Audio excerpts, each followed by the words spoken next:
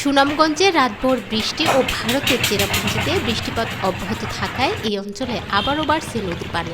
ইতোমধ্যে নিম্ন অঞ্চলে পানি প্রবেশ করেছে।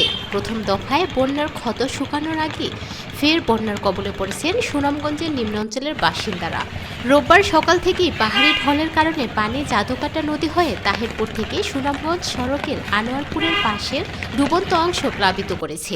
এরপর থেকে এই অংশে খেয়া নৌকা ব্যবহার করেছেন যাত্রী ও স্থানীয়রা। এর কয়েক কিলোমিটার পরেই শক্তিয়ার খোলা সড়কের 100 মিটার ডুবন্ত অংশ প্লাবিত হয়েছে। এছাড়াও দুর্গাপুর অংশ পানি উঠেছে। এরই মধ্যে অনেকের বাড়ির আঙিনায় পানি প্রবেশ করেছে।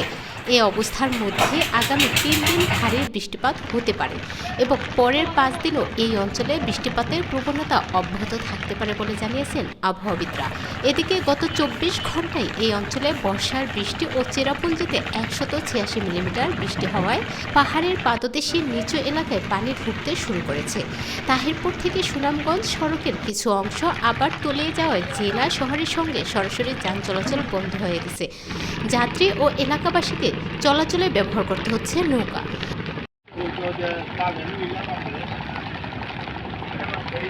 বাংলাদেশ পানি উন্নয়ন বোর্ডের বন্যা পূর্বাভাস ও সতর্কীকরণ কেন্দ্র জানিয়েছে, আগামী 48 ঘন্টায় দেশের উত্তর ও পূর্বাঞ্চলে ভারী থেকে অতি ভারী বৃষ্টিপাত হতে পারে।